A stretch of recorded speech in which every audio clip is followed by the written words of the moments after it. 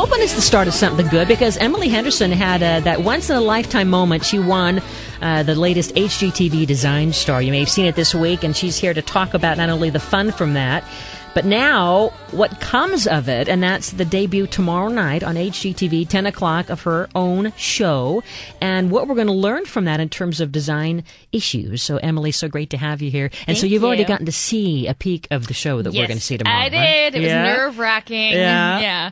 But I love it. And tell us, so the show... well, you tell us. What's the show about? So the show originally was to take, somebody's fashion and turn it into their home, but we reworked it and we kind of expanded on that idea. And it's not just fashion now. It's music. It's asking a series of questions that I'm calling a style diagnostic. That is everything from what movie you'd like to live in to what decade you'd want to live in, and I go through visual questions too. Like I show Ian a series of 5 different patterns, and we talk about why he's attracted to certain ones and why he isn't, and so after I do the style diagnostic, then I come up with the conclusion, and that Ian is a combination of 3 different styles, and that's I'll say. Let's explain who Ian is. He happens to be Ian Brennan, the co-founder of that great show Glee. Indeed. And a friend of yours. Mm-hmm. Yeah, my husband and Ian did an off-Broadway play in New York like 5 or 6 years ago,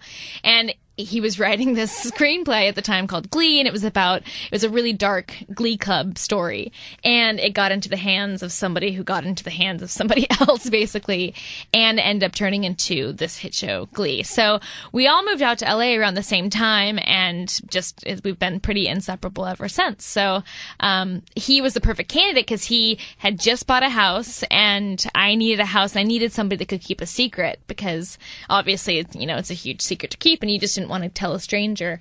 So he was the perfect candidate, and it was so much fun working Meaning with not him. tell a stranger that you won, because in Hollywood the shows are pre-taped, and you're knowing the end, and we're just seeing the bits and pieces in real time. Yeah. And so, boy, and the irony here's your pal, Ian, who's going to be at the Emmys tomorrow, probably winning. Hopefully. And your show is going to be airing up against that. I know. But you're a winner, too, so we just hope a lot of people will watch your show. I hope so. And, they'll TiVo it, and you're always going to be up against something. Oh, Do you know what I mean? And Mad Men. I know, and I love Mad Men. And so that makes me think, because I love watching Mad Men as I do a lot of shows, picking apart the scenes, the props, the set design, and how that influences our own style and taste. And do you find that true as you are coming together with a design strategy for someone or your own home, from Mad Men and the very cool... Yeah, I mean, Mad Men specifically is amazing. Everything is art directed, from the lighting to the furniture to the scotch. They do such a good job of creating such a beautiful world in the 60s. I would love to work for them. But yeah, I think that what I do is I go through tear sheets, magazines, catalogs, not catalogs so much, but design books, and I pull them all out, and I create mood boards for each client. And I go through fabric swatches and paint swatches, and I take pictures nonstop at flea markets and antique malls, and then I pull them all together, and I see what works and what doesn't. And that's kind of what I do on the show too. I'm mixing styles is tricky, because a lot of people think that it can look very junky. If you need to have some coherence, obviously. So in this case, I mix 3 different styles, but I use the same color palette, and they work pretty... I don't want to toot my own horn, but I think that they ended up looking really beautiful together. You're the expert now. Come on. I'm the expert. That's right. What I say matters. That's great. Well, all right. So we can look at our wardrobe, but not just our wardrobe. Look at everything that matters in our life, our music.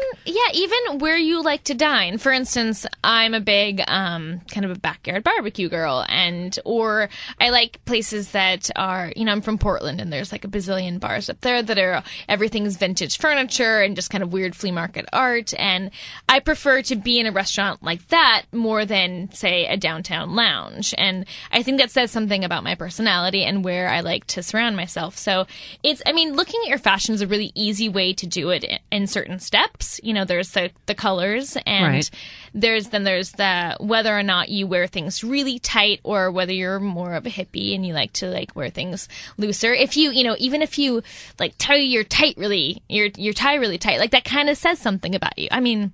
if you're working, that's kind of a different situation. But anyway, and then textures and style, whether you're up on the trends or if you like more classic lines. And so all these things can go into our own little mood board. Exactly. And this is a folder that you, like a style notebook that you have, and that we can put little sheet protectors and stuff things in there, and or and you can go shopping with that. Yeah, exactly. It's like a living scrapbook, and then when you see everything together, you can tell what's working and what doesn't work. And so I can kind of arrange them on a paper and staple them in and out. And then if something's not working, I'm like, that doesn't work. And I mean, that's the good thing about taking digital pictures. You don't have to, purchase everything in one day. You can kind of spend time shopping. And then at the end, I mean, it's tricky when there's vintage things, but at the end, hopefully those things are still available.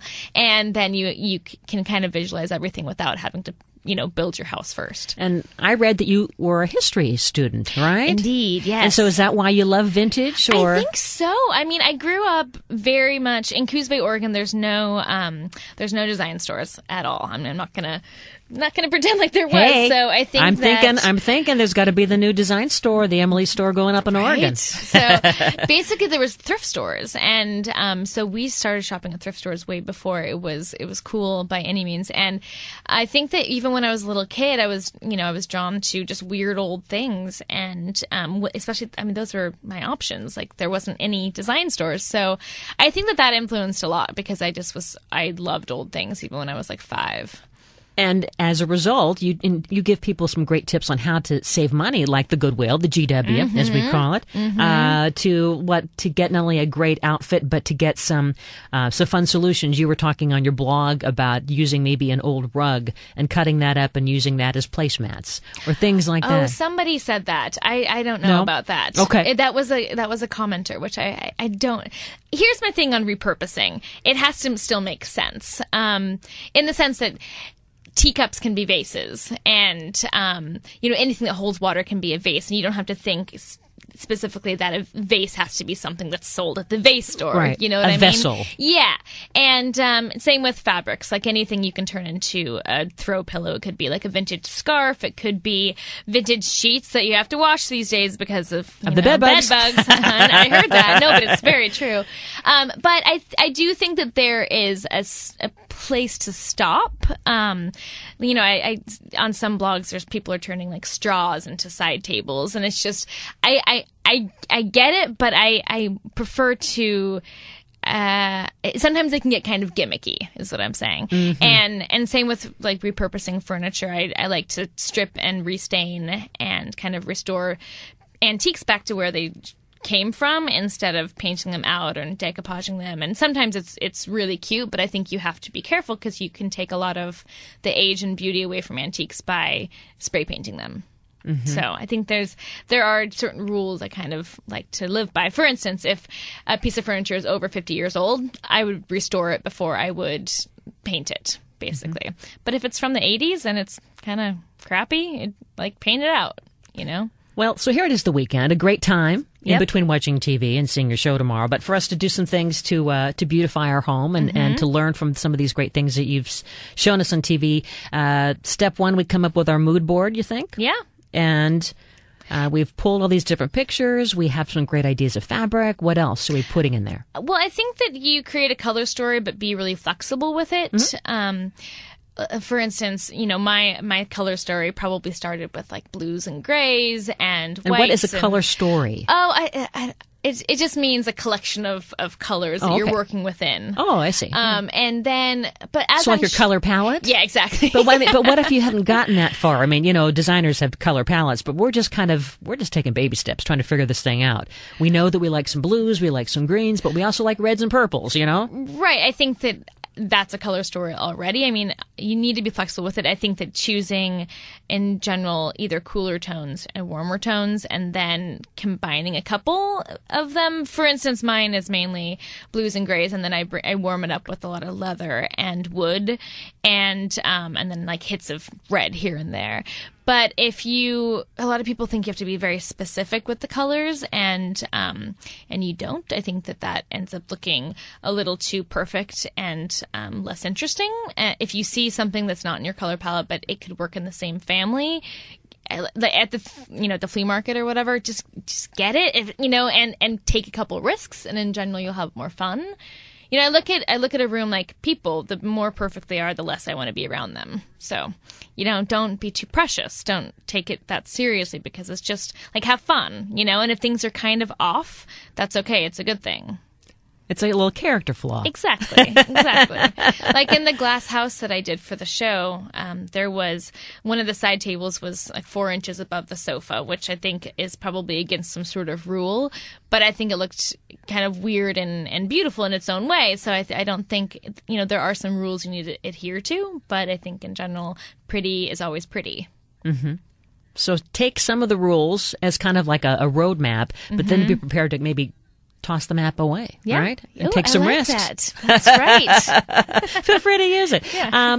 And so in terms of, as you are now preparing for, gosh, what lies ahead as you're helping more people with design, from the TV show to just what you do as a prop stylist and whatever else comes on. I mean, are you looking at all the different design magazines and thinking, oh, I need to do this or that and that? Or you just, like you're saying, I'm just doing my own thing? And I mean, I read them all religiously, and I buy every book out there just because I can't seem to get enough. But no, it's just, that's where you get inspiration. Then you kind of just do your own thing, And I think that the show will be mixing 2 different styles, or in this case, since it's a 1-hour special, it was 3 different styles. So it's fun to look through all these. I learned so much too. Like this, the next project I'm working on is mixing like this island look with this Swedish look, which you would think that sounds insane.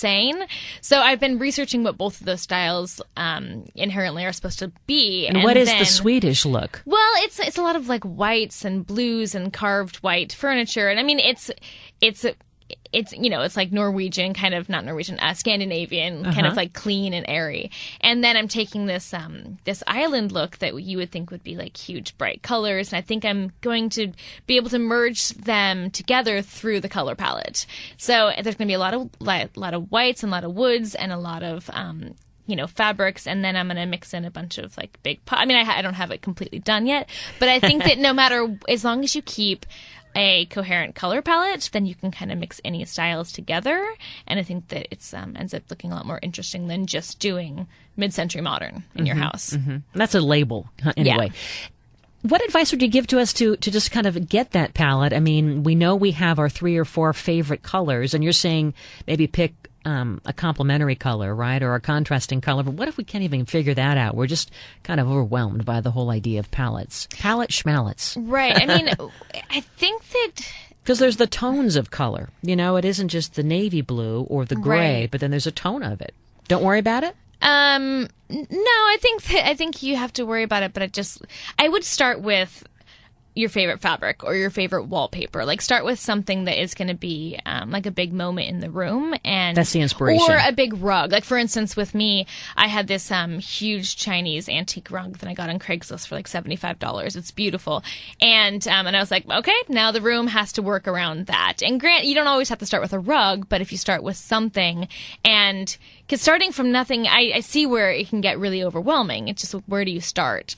But if you just find one thing that you love, then you can work the room around that, and slowly it will come together. And I think that give yourself some time. Don't expect to have your house finished in a couple weeks. So sometimes it takes months or a year to make a house look very collected over time, because you don't want it to look like you bought it at one store and in one day. Well, that's what we were learning during our landscape segment too. It's kind of like a lifetime journey. Yeah. You know what I mean? You don't want to just do it in one day, because then it does look like you bought it in one stop. Yep. Like you went to McDonald's. Oh, there's my living room. Yep. And mine changes all the time still. Like, I'm never fully satisfied. It grows with you? Yeah, it does. All right, we're going to have more fun. We're going to find out where Emily loves to shop and how we can learn to shop like her when we're out looking for fun things for our home this weekend. This is Home Wizards. I'm Cindy Dole. We're back after this. In the satellite picture, the ice we skate is getting